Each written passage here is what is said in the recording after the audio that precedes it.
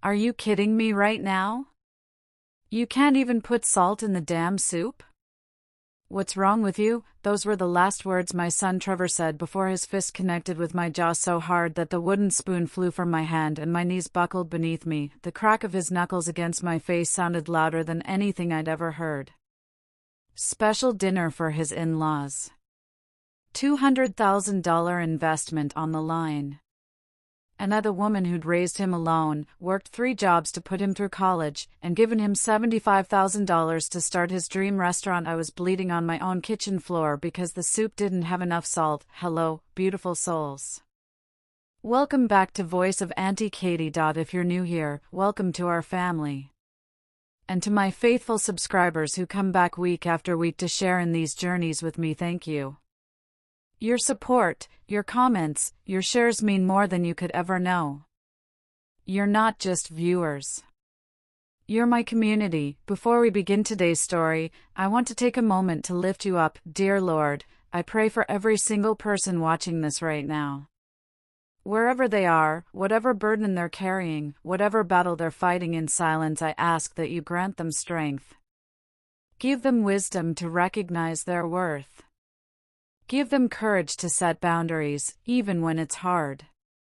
Protect them from those who would use their kindness as a weakness. And remind them that they are precious, they are valued, and they are never alone. In your name, amen. Now, if you've ever sacrificed everything for family only to have them treat you like you're worthless, this story is for you. Hit that subscribe button, because what Janet Morrison did after her son beat her unconscious didn't just destroy him, it taught her that the most powerful revenge is becoming the person they can no longer control. Let's begin. My name is Janet Morrison, and for 58 years, I thought I understood what it meant to be a good mother. When my husband Douglas died of a heart attack 12 years ago, Trevor was only 23. Fresh out of college, confused, grieving. I held him while he cried and promised him that nothing would change. That I would take care of everything, and I did. I worked 3 jobs. Morning shift at the hospital cafeteria, afternoon cleaning offices downtown, weekends doing bookkeeping for local businesses. I ate rice and beans so Trevor could have steak. I wore the same coat for 5 winters so he could have a new car. I cashed out Douglas's life insurance policy, all $75,000, and handed it to Trevor when he said he wanted to open a restaurant. Mom, you're amazing, he'd said, hugging me tight in my kitchen. I'm going to make you so proud. This restaurant is going to be huge, and you'll never have to work again. I promise. That was 3 years ago. The restaurant opened to decent reviews. Trevor married Melanie 6 months later, a beautiful girl from a wealthy family who smiled at me during the wedding and called me Mom Janet like we were already close. 2 months after the wedding, they showed up at my door with suitcases. Mom, we need a favor, Trevor said, looking sheepish. Just temporary. The restaurant's going through some cash flow issues, and our apartment lease is up. Can we stay here just until we get back on our feet? Maybe 2-3 months tops? I opened the door wider. Of course, baby. This is your home. Stay as long as you need. That was 3 years ago. 2.3 years of temporary. 3 years of watching my house transform from mine to theirs.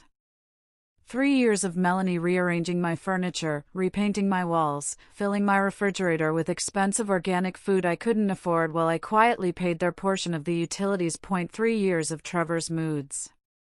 Snapping at me when dinner wasn't ready on time. Criticizing the way I folded his shirts. Making jokes about my old lady clothes in front of Melanie, who would laugh that tinkling laugh that sounded like breaking glass, but I told myself it was fine. Families help each other. That's what love is. Sacrificed. I didn't realize I was confusing love with slavery. The day everything changed started like so many others. Mom, we need you to cook tonight, Melanie announced that morning, sweeping into the kitchen in her yoga pants and expensive athleisure where I'd helped pay for. Trevor's business is finally taking off, and we're having my parents over for dinner. They're considering investing $200,000. Everything has to be perfect. I looked up from my coffee. Of course, honey. What would you like me to make? Something impressive but homey. You know, show them that Trevor comes from good family stock. She wrinkled her nose slightly. Maybe that beef stew you make? But elevated. Use the good wine. And for God's sake, don't overcook the vegetables this time. That I'd never overcooked the vegetables. But I smiled. I'll make it perfect, all day. I cooked. I went to 3 different stores to find the exact cut of beef Melanie wanted. I bought fresh herbs from the farmer's market with money I'd been saving for my water bill. I polished the silver, ironed the cloth napkins, and arranged flowers in the vase Douglas had given me on our 20th anniversary. By 5 o'clock, the house smelled like a dream. The table was set like something from a magazine. And I'd prepared enough food to feed 10 people, even though only 5 were coming. That's when Trevor came into the kitchen. I could tell immediately something was wrong. His jaw was tight. His eyes had that glassy look he got when he was stressed. And he was sweating through his expensive dress shirt. Is everything ready? He asked, his voice clipped, almost, sweetheart. I'm just finishing the soup. It's a butternut squash biscuit. Did you season it? I paused, wooden spoon in hand. I was going to season it at the table, like I always do. That way everyone can adjust to their the table? His voice rose sharply. Melanie's parents are going to be here in 20 minutes, and you haven't even seasoned the soup? Trevor, honey, it's fine. I have the salt and pepper ready. Are you kidding me right now? And that's when everything exploded. You can't even put salt in the damn soup? What's wrong with you? Melanie's parents are coming in 20 minutes, and you've ruined everything. His voice wasn't just loud. It was vicious. The kind of rage that makes the air feel thinned. I turned to face him, confused. Trevor, I don't understand. It's just soup. I can season it right now if. That's when he hit me. His fist came so fast I didn't have time to move. The impact snapped my head to the side. Pain exploded across my jaw, hot and blinding. The wooden spoon flew from my hand and clattered against the tiles. My knees gave out, and suddenly I was on the floor of my own kitchen, tasting blood. Just soup? Trevor grabbed the pot from the stove, and for one terrifying second, I thought he was going to pour the scalding liquid on me. Instead, he hurled it into the sink with such force that broth splattered across my clean walls, my curtains, my cabinets. Do you know what's riding on tonight? $200,000. 200,000. And you were going to serve them soup with no salt like some incompetent. I was going to season it to taste, I whispered, still on the floor, my hand pressed to my throbbing face. Like I always do. Oh my God, Trevor, what happened? Melanie appeared in the doorway, her hand flying to her mouth in what looked like shock. But she didn't move toward me. She didn't help me up. She just stood there, performing concern. Janet, are you okay? She asked, but her eyes were already moving past me to the destroyed soup, the splattered walls, the chaos that I tried to stand, but my legs were shaking.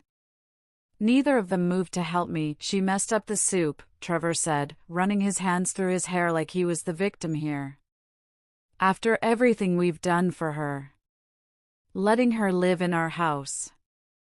Giving her a purpose by helping with the cooking. Your house, the words came out of my mouth before I could stop them.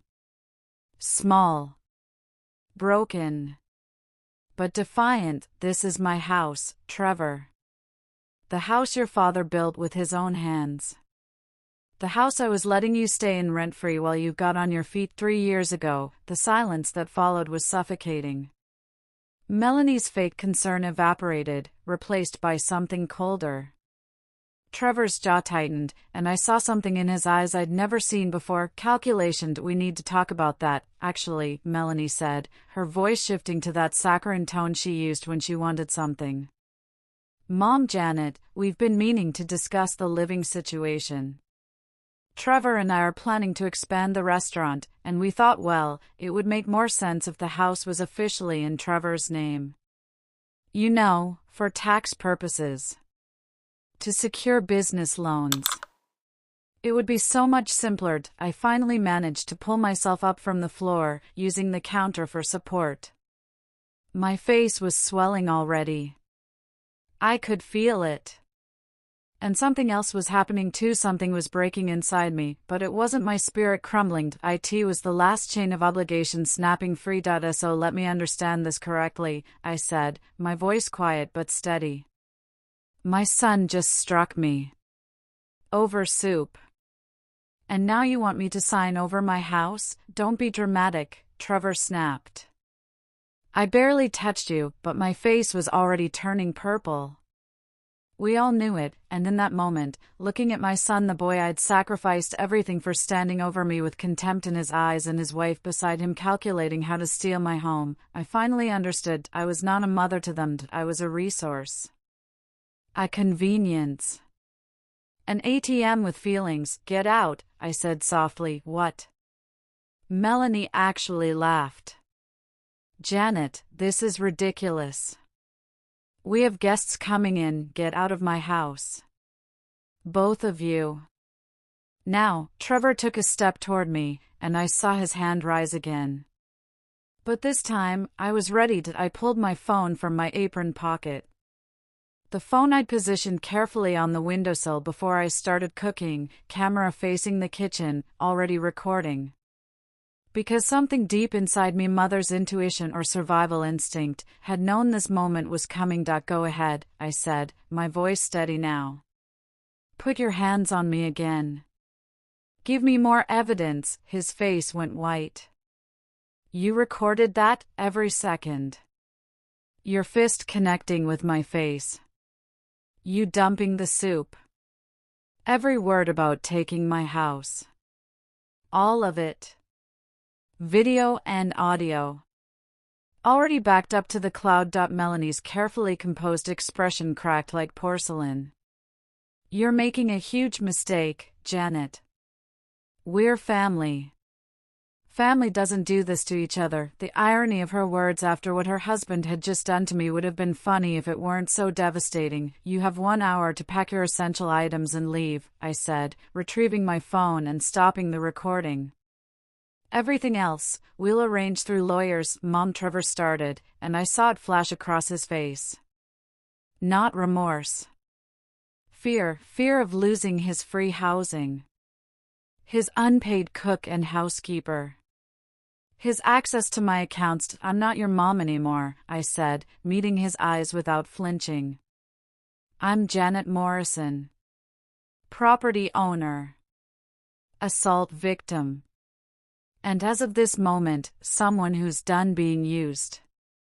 What happened next was like watching a mask dissolve. Melanie immediately started making phone calls, her voice sweet poison as she spun stories to her parents. We're so worried about her. Yes, mental decline, the stress of aging alone. We've been trying to help, but Trevor alternated between attempting apologies and making threats. Mom, come on, I lost my temper. I'm under so much pressure. You know I didn't mean. If you press charges, I'll tell everyone you're unstable. I'll fight for guardianship. You'll lose everything. Please, we can work this out. Just delete the video and you're going to regret this. You're going to end up alone with nobody to take care of you. I sat in my bedroom with the door locked, holding ice to my swelling face, and made calls of my own. First, my neighbor Patricia. She'd lived next door for 15 years, had watched Trevor grow up, and had been telling me for months that I needed to set boundaries. I'm coming over right now, she said the moment I explained what happened. Malcolm and I will be there in 5 minutes. Don't you dare let them intimidate you. They arrived in 3 minutes. Malcolm positioned himself in the hallway while Patricia sat with me, her face hard as stone when she saw my bruise. That boy, she said, her voice shaking with rage. After everything you've done for him, then I called Harvey Bradford, the attorney who'd helped me with Douglas's will. Janet, you need to document everything right now, he said, his voice sharp with professional concern. Take photos of your injuries from multiple angles. Get a medical examination tonight. Go to the ER if you have to. File a police report immediately. And for God's sake, change your locks the second they leave and check all your bank accounts. The accounts. I end my shock and pain. I'd almost forgotten. With trembling fingers, I logged into my banking app and felt my blood turn to ICE.my savings account, $47,000 missing. The joint account I'd foolishly opened with Trevor 6 months ago when he convinced me it would be easier for household expenses, $0.00. I scrolled through the transaction history, my heart sinking with each entry. Cash withdrawals, $500, $800, $1, $200. Transfers to Morrison's Kitchen LLC, $5,000, $3,000, $7, $500. Payments to restaurant supply companies, liquor distributors, Melanie's credit card bills, going back months. Systematic. Deliberate. Calculated theft. That they'd been draining me dry while living under my roof. Honey, what is it? Patricia asked, seeing my face. I showed her my phone screen. Her expression hardened into something terrifying. That's theft, Janet. That's actual, prosecutable theft. Grand larceny.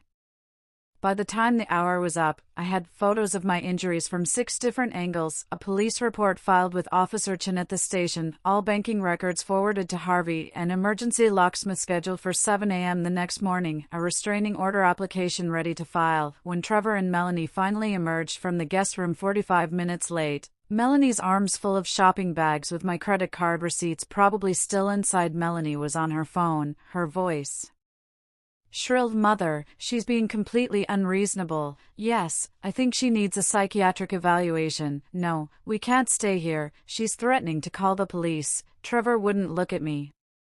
Malcolm stood between us like a wall, and I was grateful. We'll be back for the rest of our things, Trevor said, his voice cold.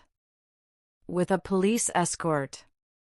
You can't just throw us out like. Actually, Harvey's voice came from the doorway. He'd driven over the moment I'd called. She can. This is Mrs. Morrison's private property. You've been residing here as guests, not tenants. You have no legal right to be here. And given the assault charge that's being filed, I'd suggest you leave immediately before things get worse for you. Melanie's face went red. Assault charge? Are you serious? He barely touched her? Harvey pulled out his tablet, showing the video I'd sent him. Shall we watch it again?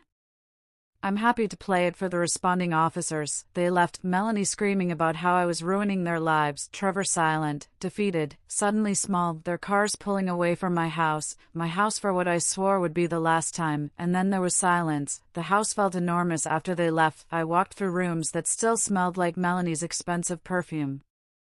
Past Trevor's shoes by the door that he'd left behind. The yoga mat in my living room.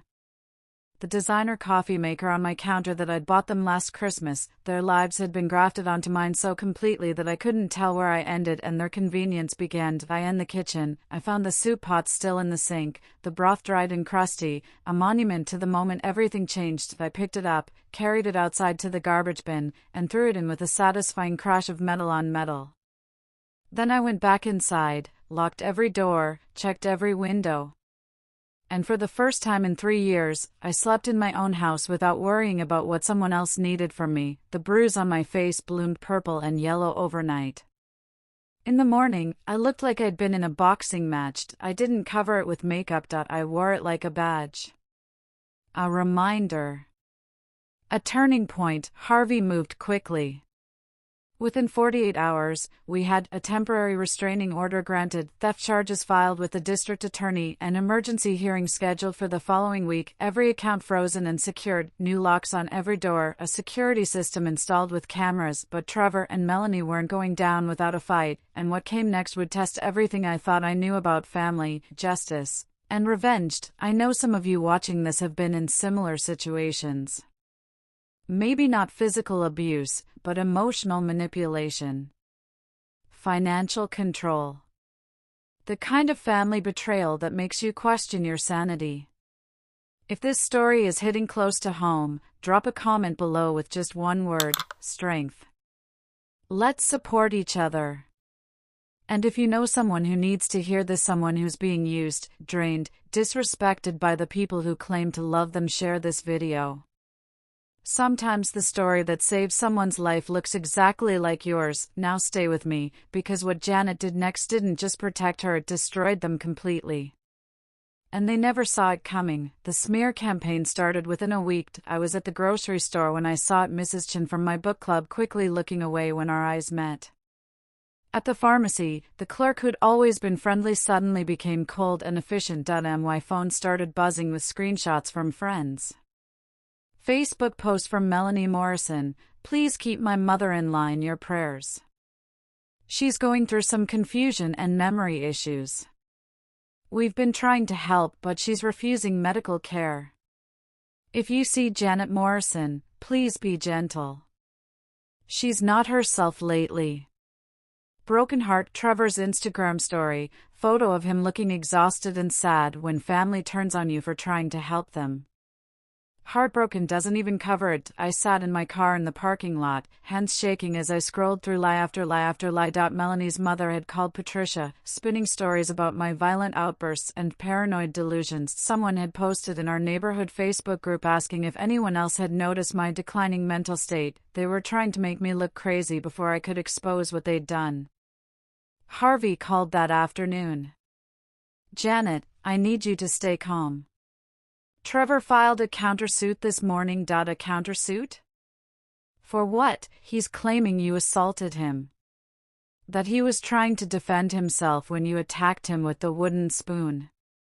He's also claiming all the money withdrawn from your accounts were gifts, not theft. He says you have no proof otherwise. I felt rage rise up in my throat like bile. I have the video. I have bank records showing. I know. That's why we're going to win. But Janet, this is going to get ugly. They're going to attack your character, your mental state, everything. Are you prepared for that? I looked at the bruise on my face in the rearview mirror. Still yellow-green around the edges. I've been preparing my whole life for this, I said. I just didn't know it. What Trevor didn't know, what neither of them knew, was that I'd been documenting things for months, not because I planned for this, but because something in my gut had been whispering warnings. Every time Trevor yelled at me, I'd written it down. Date, time, what he said. Every time Melanie made a cutting remark about my age, my clothes, my cooking, I'd recorded it. Every financial transaction, I had receipts, statements, paper trails. I'd kept everything in a fireproof box under my bed. The box Douglas had given me to store important documents. I pulled it out that night and spread everything across my dining room table. 3 years of evidence. 3 years of small cruelties building into abuse. 3 years of financial exploitation documented in black and white. Harvey came over the next morning. When he saw what I had, his eyes went wide. Janet, this is exactly what we need. This isn't just about one assault. This is a pattern. Elder abuse. Financial exploitation. This changes everything. He started photographing documents, organizing them into categories. There's something else, I said quietly. I want to know exactly where my money went. Every dollar. I want a forensic accountant to trace it. Harvey looked up at me. That's expensive. It could cost. I don't care what it costs. I want to know the truth.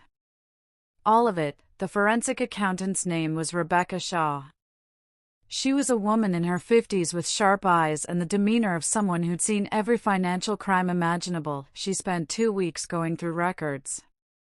Bank statements, credit card bills, restaurant business accounts, loan applications. When she called me into Harvey's office for the results, her expression was grim. Mrs. Morrison, what I'm about to tell you is going to be difficult to hear. I sat down, my hands folded in my lap. I'm listening. The theft goes back much further than 3 years. Your son has been forging your signature on documents since at least 2019. He took out a home equity line of credit on this house 5 years ago. $75,000. My vision blurred. 5 years ago? But he said he was using his father's life insurance for the restaurant. He used some of it. But most of the initial capital came from the HELOC on your property. You're listed as the co-borrower, but I'm fairly certain you never signed these documents. The signature doesn't match your authentic ones. She slid papers across the table. Loan documents with my name on them. Signatures that looked close to mine, but wrong. The J in Janet too loopy. The M in Morrison too angular. There's more, Rebecca continued. His wife Melanie has been actively involved from the beginning. I found email correspondence between her and her mother dating back 6 years before she even met Trevor. What do you mean, before she met him? Rebecca pulled out printed emails, highlighted sections jumping out at me, from melanie.peters@email.com to christine.peters@email.com. Date, April 15, 2019. Inch mom, I met this guy at the restaurant trade show. Trevor Morrison. His mom is a widow with a paid-off house and life insurance money. He's kind of a mama's boy, which is perfect. If I play this right, we could have access to everything. The restaurant is struggling, but with proper financial backing, aka his mom's money, it could work. The words swam before my eyes, from christine.peters@email.com to melanie.peters@email.com. Date, April 16, 2019. Inch be smart about this, honey. Make her love you. Make her think you're the daughter she never had. Once you're married and living there, you'll have legal access to everything. Your father's lawyer friend can help with the paperwork. I couldn't breathe. She researched you before she even dated your son, Rebecca said softly. This was premeditated. Melanie targeted Trevor specifically because of you. Because of what you had. The marriage, the living arrangement, all of it. It was a con from day one. Does Trevor know? My voice came out hoarse from the emails. Yes. They've been partners in this the entire time. Here, another email from trevor.morrison@email.com. To melanie.peters@email.com. Date, June 3, 2021. Inch she's getting suspicious about the money. We need to speed things up. Think you can convince her to put the house in my name? Use the tax excuse, from melanie.peters@email.com to trevor.morrison@email.com. Date, June 3, 2021. Inch already working on it, baby. Your mom trusts me more than she trusts you at this point, lol.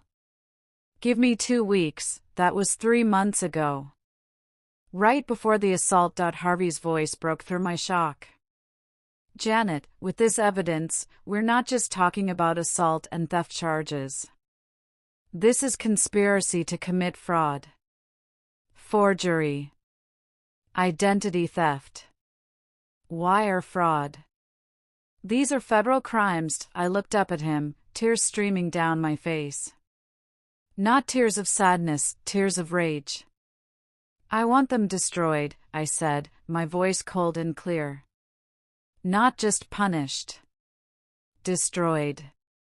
Can you do that? Harvey and Rebecca exchanged glances.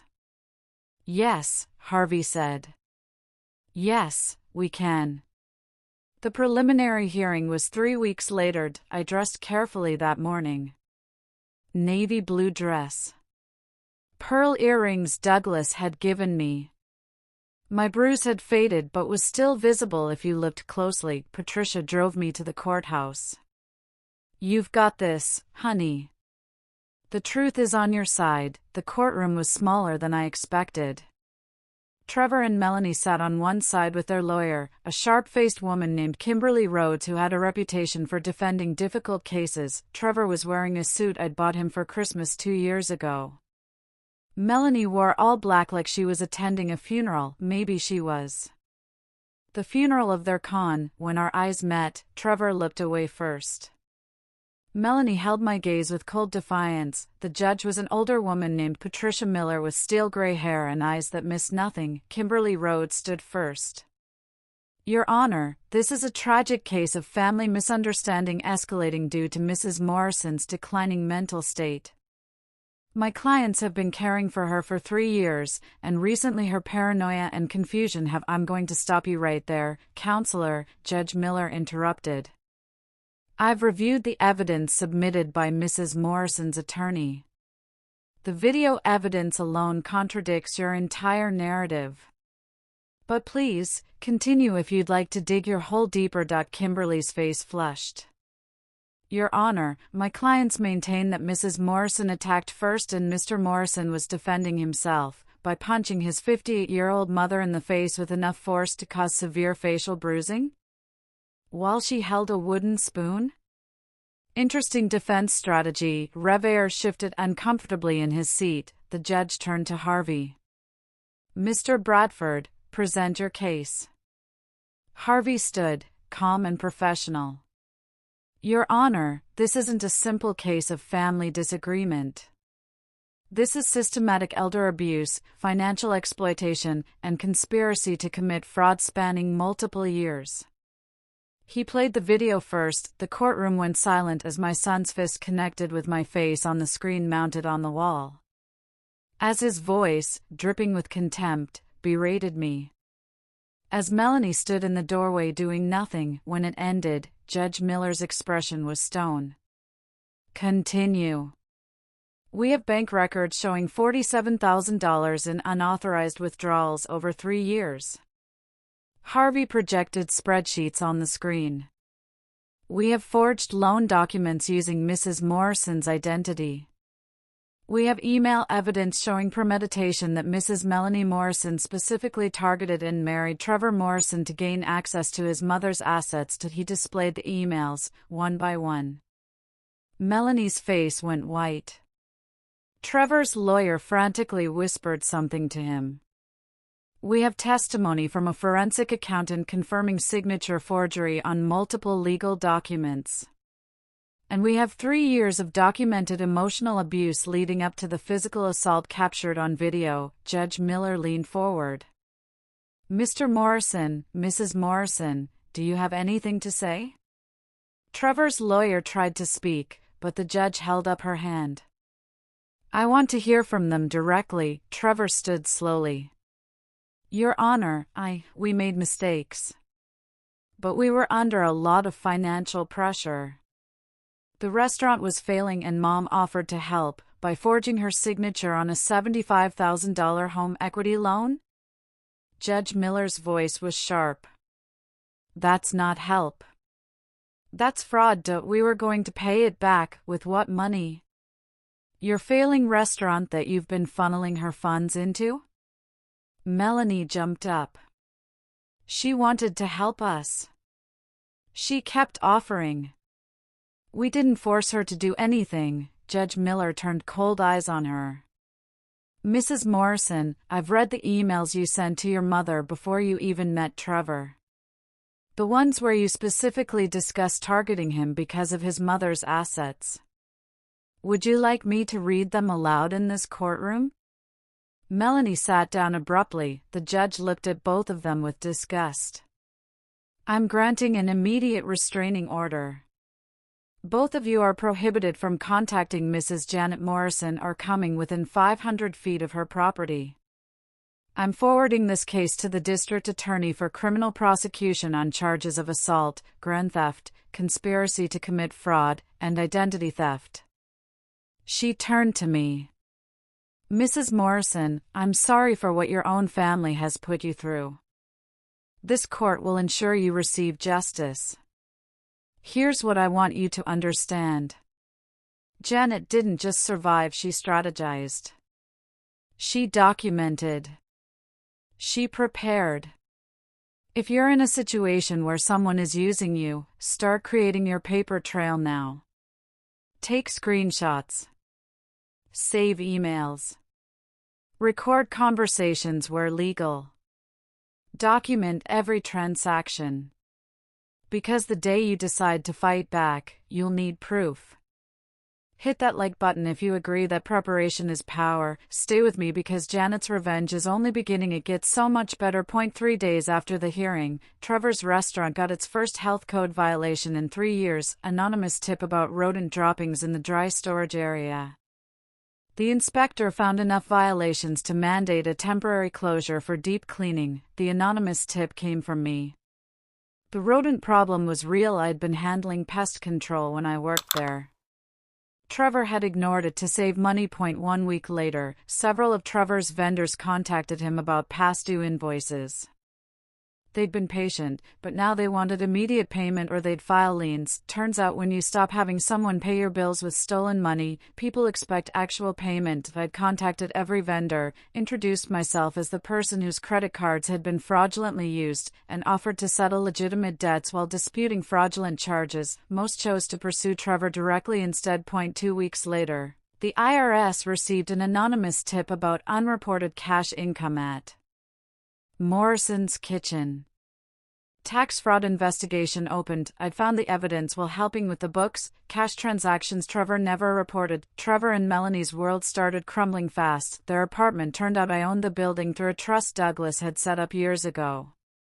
I hadn't even realized it until Rebecca discovered it during the financial investigation. Their lease was not renewed. 60 days notice. Completely legal. Melanie's parents, after reading the email evidence and realizing their daughter had scammed them too, they'd given Trevor $30,000 for restaurant investment, cut them off completely. No more family money. No more safety net. Trevor's professional reputation in the restaurant community was destroyed. Word spreads fast in small industries. Nobody wanted to work with someone who'd assaulted his elderly mother and stolen from her. His remaining staff quit when paychecks started bouncing. Health department shut him down for 2 weeks. Lost revenue piled up. Vendors refused credit. Cash only or no supplies. The restaurant limped along for another month before Trevor had to close the doors. Bankruptcy filing followed shortly after. Business and personal. Melanie got her first real job in her adult life, retail clerk at a department store. Trevor ended up washing dishes at a chain restaurant for $12 an hour. Their marriage imploded under the stress. Screaming matches loud enough for neighbors to complain.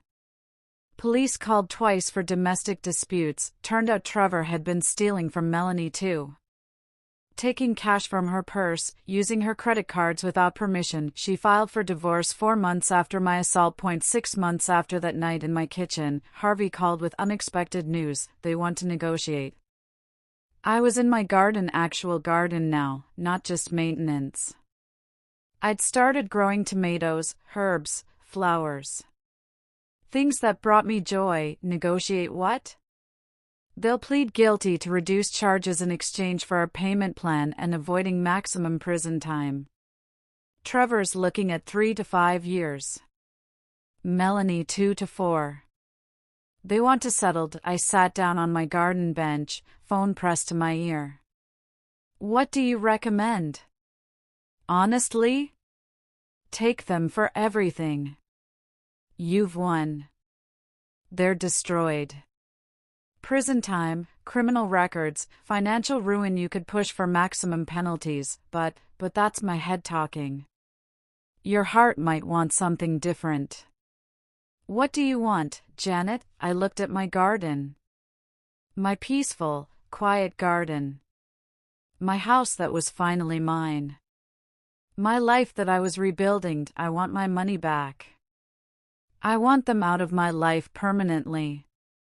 I want consequences that actually teach them something. We can arrange that. The settlement took 3 weeks to finalize. Trevor and Melanie would pay $2,000 per month for 5 years, full restitution of $120,000 covering what they stole plus damages. They pled guilty to reduced charges, Trevor to simple assault and fraud, Melanie to conspiracy to commit fraud. Both received probation instead of prison time, conditional on full restitution payments without missing a single month. Completed anger.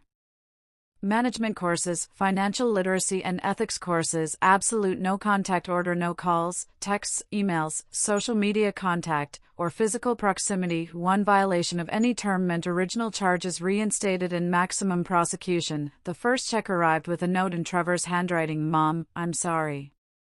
I know that's not enough. I know I destroyed everything. I don't expect forgiveness.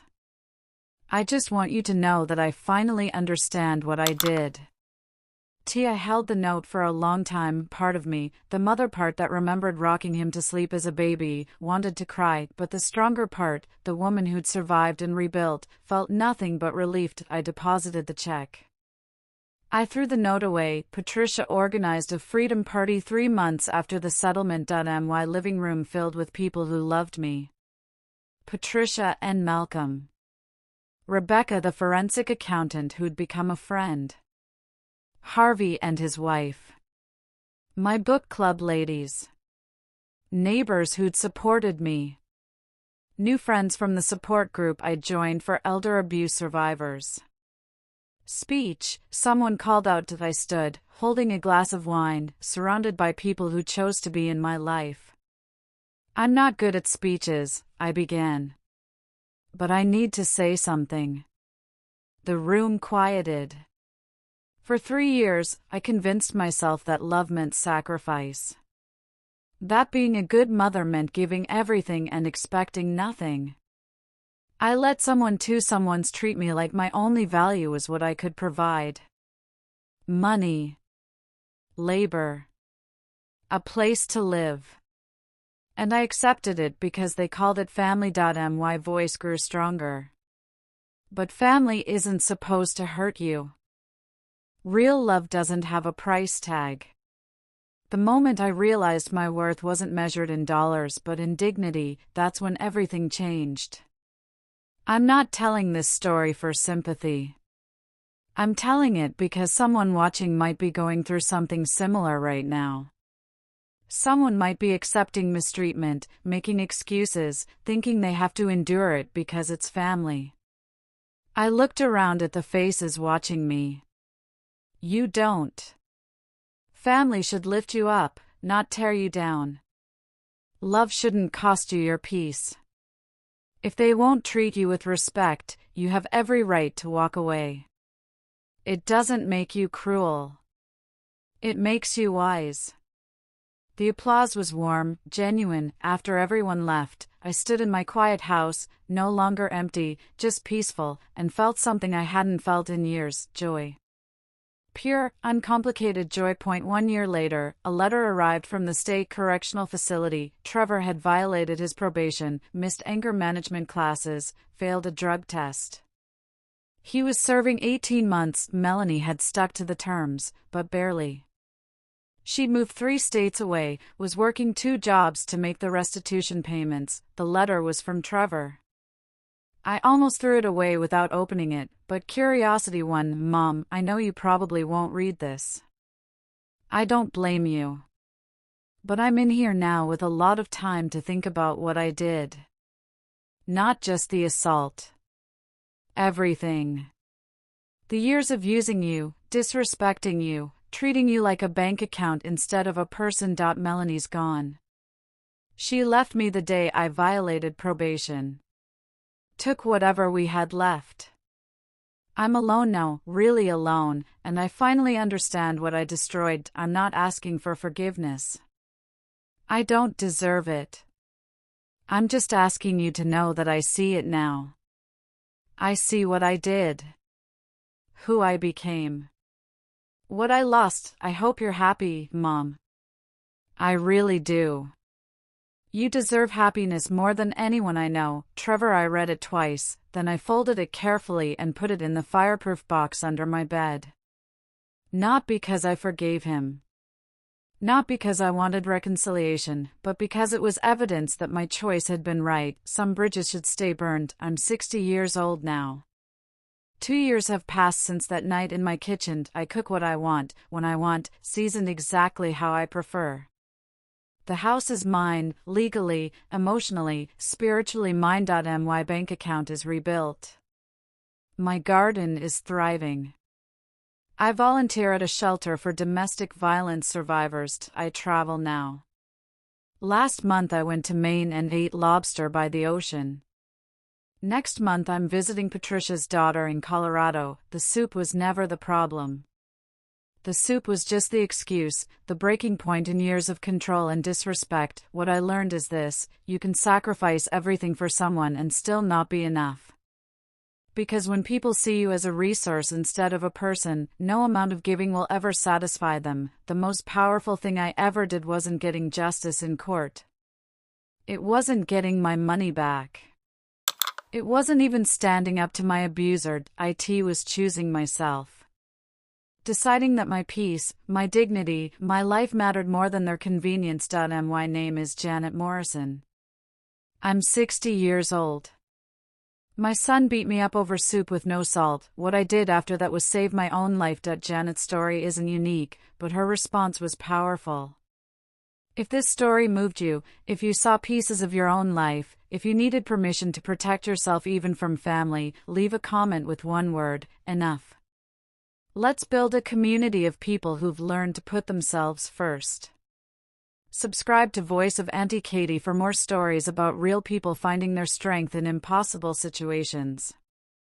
Share this with someone who needs to hear that it's okay to walk away from toxicity, even when it's wrapped in the word family. The soup was never the problem. The problem was control. The problem was disrespect. The problem was being treated as less than human by people who claimed to love you. What would you have done in Janet's situation? Would you have fought back, or would you have kept sacrificing? Let me know in the comments. Until next time, remember this: you are not required to set yourself on fire to keep others warm. Your peace matters. Your dignity matters. You matter. This is Auntie Katie, reminding you that the strongest love is the love you have for yourself. Everything else should be extra, never essential. God bless you all. I'll see you in the next story.